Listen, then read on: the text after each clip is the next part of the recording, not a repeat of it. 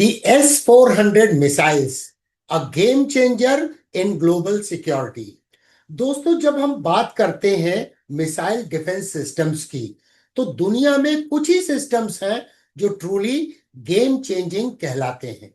उनमें से एक है रशिया का S-400 triumph system. Stock market returns are never guaranteed.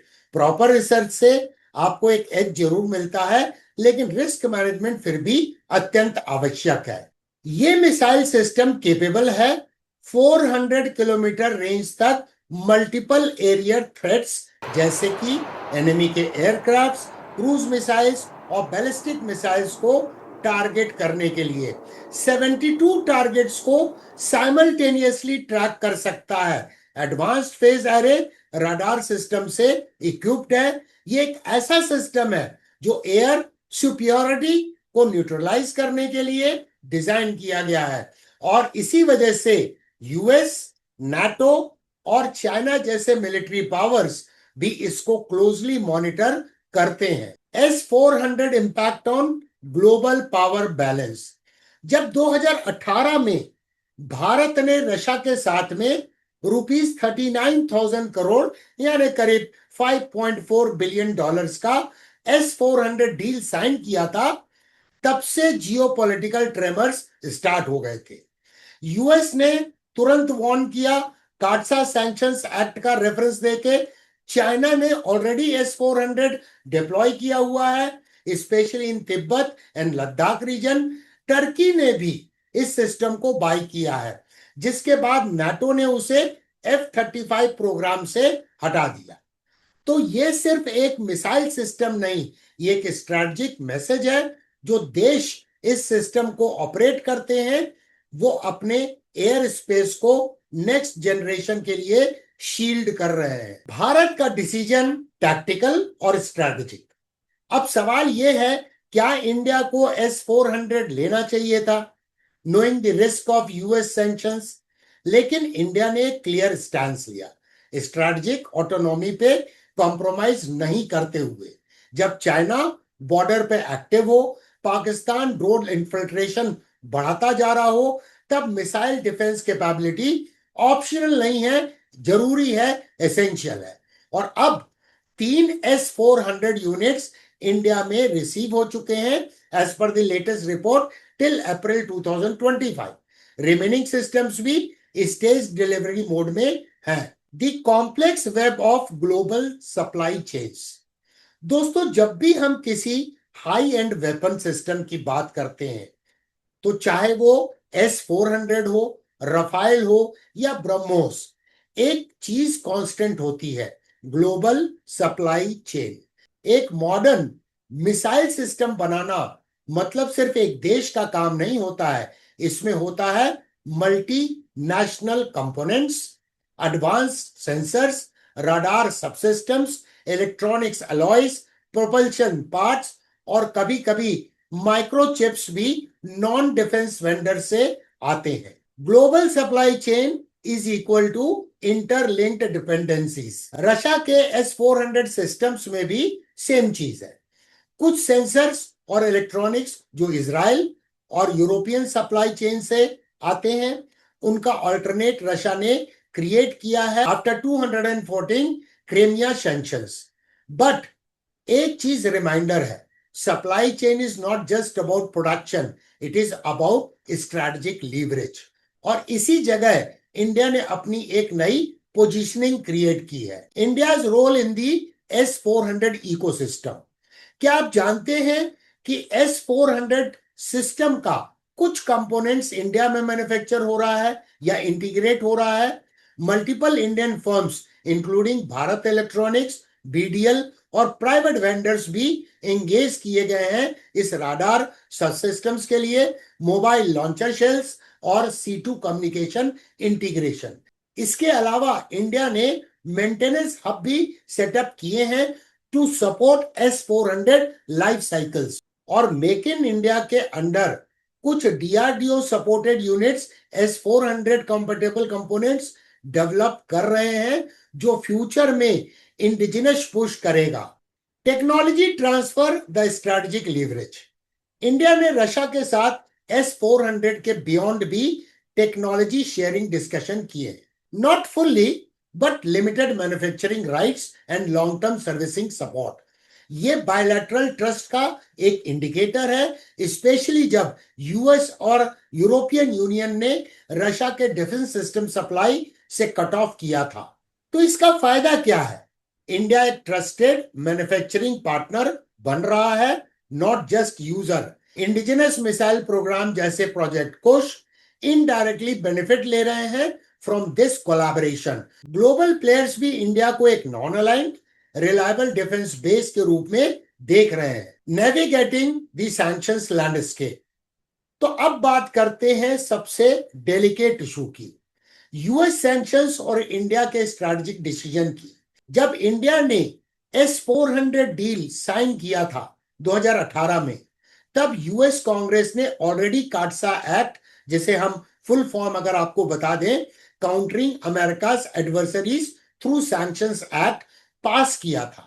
ये एक्ट क्लियरली कहता है जो देश रशिया, ईरान या नॉर्थ कोरिया से सिग्निफिकेंट डिफेंस इक्विपमेंट खरीदेगा उस पे यूएस सैंक्शन लग सकते हैं। काटसा थ्रेट, रियल और डिप्लोमेटिक प्रेशर।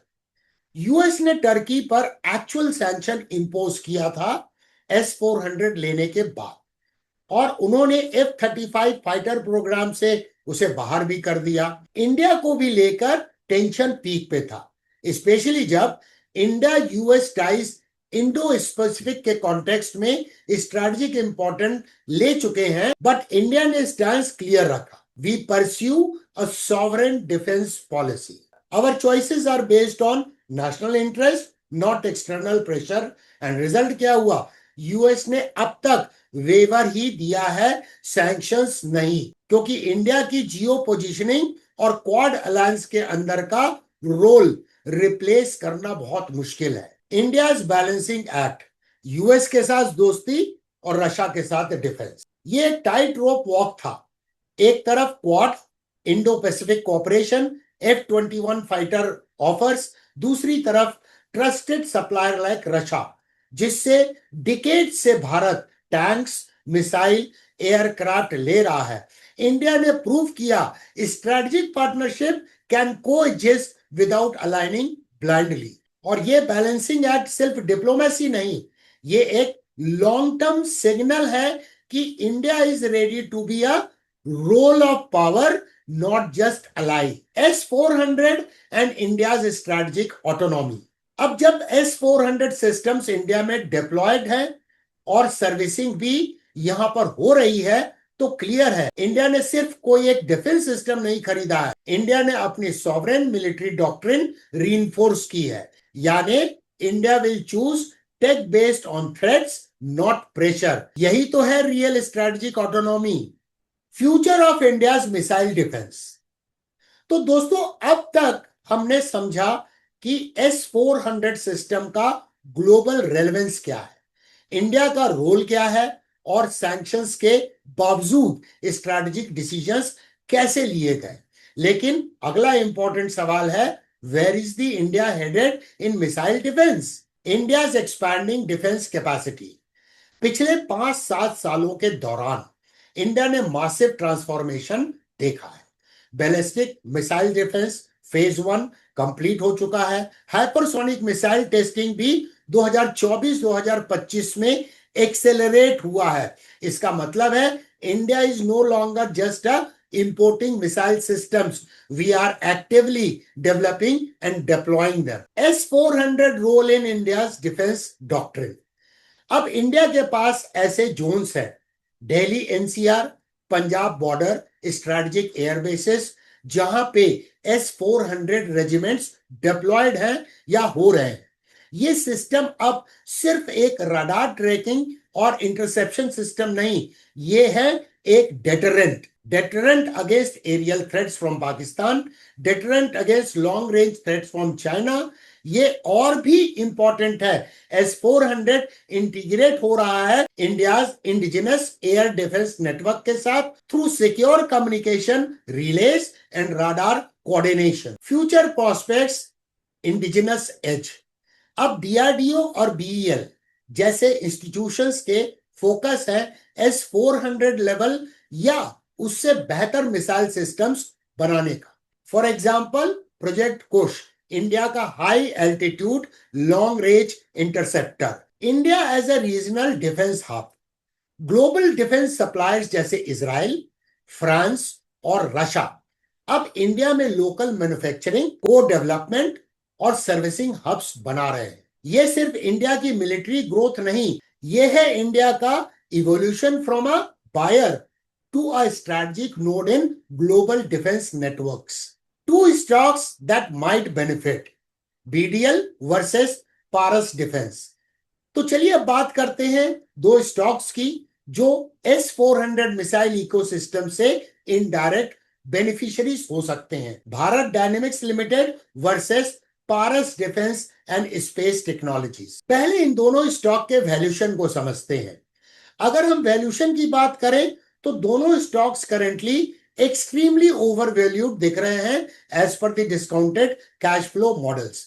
बीडीएल का करंट प्राइस है करीब 1948 रुपीस, लेकिन फेयर वैल्यू डीसीएफ बेसिस पर है 138 रुपीज ओनली। इसका मतलब ये करीब 1300% ओवर वैल्यूड है। पारस डिफेंस का भी कुछ ऐसा ही हिसाब किताब है। करंट प्राइस है करीब 1600 के आसपास, फेयर वैल्यू है सिर्फ 15 रुपए 60-70 पैसे, ओवर वैल्यूड है करीब 10,000%। पी रेशियो भी सिमिलर कहानी कह रहे हैं। BDL is trading at 130x earnings while fair PE is just 48.7. पारस का पी रेशियो है 102.1, वे above the industry average of 51.3। यानी दोनों स्टॉक्स वैल्यूएशन वाइज काफी स्ट्रेस्ड है। बट रिमेंबर, मार्केट कभी कभी फ्यूचर ग्रोथ को एग्रेसिवली प्राइस करता है। अब ग्रोथ और फाइनेंशियल हेल्थ को चेक करते हैं। बीडीएल का प्रोजेक्टेड ग्रोथ अभी भी हेल्दी है, अर्निंग्स 20%, रेवेन्यू 17.3%, प्लस ये कंप्लीटली डेट फ्री कंपनी है with 40,090 crore equity. Paras defence despite being smaller cap has shown a 98% earnings growth in past 1 year and 21.2% over past 5 years. Debt manageable है क्योंकि 3.6% debt equity ratio है और interest coverage भी solid है at 12.4 times. तो दोनों stock के valuation बहुत हाई है, लेकिन सेंटिमेंट और ग्रोथ इंडिकेटर्स स्ट्रॉन्ग दिख रहे हैं। बीडीएल एक एस्टैब्लिश्ड मिसाइल पीएसयू है और स्ट्रॉन्ग बैलेंस शीट है। पारस एक नीश ऑप्टिकल इलेक्ट्रॉनिक डिफेंस प्लेयर है जिसमें अभी मोमेंटम और बज दोनों है। फाइनल डिसीजन आपका होगा बेस्ड ऑन रिस्क एपेटाइट, लेकिन दोनों स्टॉक स्ट्रेटेजिक डिफेंस एक्सपोजर की वजह से वर्दी है कि उन्हें हम अपनी वॉच लिस्ट में रखें। चलिए चार्ट पर एक नजर डालते हैं। भारत डायनेमिक्स लिमिटेड यानी बीडीएल का मंथली प्राइस चार्ट है।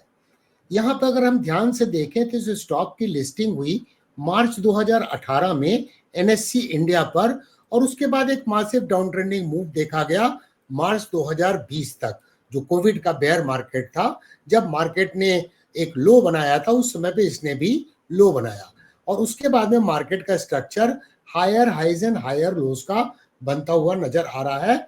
और सबसे इंपॉर्टेंट बात है कि जब भी इसमें करेक्शन हो रहा है तो EMA 21 एक डायनेमिक सपोर्ट के रूप में एक्ट करती हुई नजर आ रही है। यानी EMA 21 टेक्निकल स्टडीज के अनुसार एक वैल्यू एरिया हम बोल सकते हैं। साथ में इस राइजिंग ट्रेंड लाइन को देखें, प्राइस का सपोर्ट, प्राइस का मल्टीपल टच पॉइंट्स हैं, तो ये एक डायनेमिक सपोर्ट के रूप में काम कर रही है। ये स्टॉक करीब करीब अपने ऑल टाइम हाई पर ट्रेड होता हुआ नजर आ रहा है। अब अगर एक नजर डेली चार्ट पे देखें और इसकी ट्रेंड एनालिसिस करें तो रीसेंट टाइम में ये डाउन ट्रेंडिंग मूव में था, यहाँ पर देख सकते हैं आप। उसके बाद इसने डबल बॉटम का फॉर्मेशन किया जिसका अपेक्स यहाँ था, इसका ब्रेकआउट हुआ यहाँ पर, तो रिवर्सल चार्ट पैटर्न का ब्रेकआउट हुआ और EMA 55 ने SMA 200 और SMA 144 को क्रॉस ओवर कर लिया है, यानी गोल्डन क्रॉस भी होता हुआ नजर आ रहा है इस स्टॉक में। अब ये स्टॉक मार्कअप फेज में है और मार्कअप फेज में कैसा मार्केट स्ट्रक्चर रहता है, higher highs and higher lows का। ये पारस डिफेंस का स्टॉक है, मंथली टाइम फ्रेम में NSE इंडिया पे प्राइस चार्ट है। यहां पर आप देखिए डबल बॉटम का फॉर्मेशन था, ये अपेक्स था जिसका क्लोजिंग बेसिस पे ब्रेकआउट हुआ, लेकिन प्राइस में सस्टेन नहीं कर पाई क्योंकि ये ब्रेकआउट क्वालिटी ब्रेकआउट नहीं था, पैराबोलिक राइज के बाद में था। उसके बाद में करेक्शन हुआ, लेकिन प्राइस ने कंसोलिडेट किया और पहला जो रेजिस्टेंस था वहां पर ये सपोर्ट लिया और फिर ये बाउंस बैक करता हुआ नजर आ रहा है।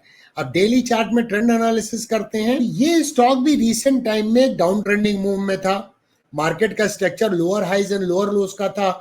इसके बाद यहां पर इसने ट्रिपल बॉटम का फॉर्मेशन किया जिसका ये अपेक्स था। यहां पर ब्रेकआउट हुआ और ब्रेकआउट के समय में substantial rise in the volume था और वॉल्यूम एवरेज वॉल्यूम से कहीं अधिक था। अब ये मार्कअप फेज में एंटर कर गया है। यहां पर भी EMA 55 ने SMA 200 को क्रॉसओवर कर लिया है, तो गोल्डन क्रॉस इसमें भी हो चुका है। अब ये मार्कअप फेज में है। Market structure likely to be higher highs and higher. Final take away, India is not just buying defense systems anymore. We are co-building, co-developing and co-leading. अगर आपको ऐसे strategic plus stock market linked breakdowns पसंद आए हैं तो इसे like जरूर कीजिए, शेयर भी कीजिए और जीरो टू हीरो प्लेलिस्ट पे जाइए ताकि आप सीख सकें कि स्टॉक मार्केट में एनालिसिस कैसे की जाती है। और कमेंट करके बताएं आपको अगला वीडियो किस टॉपिक या सेक्टर के ऊपर में चाहिए। Learning never stops with DK Sinha.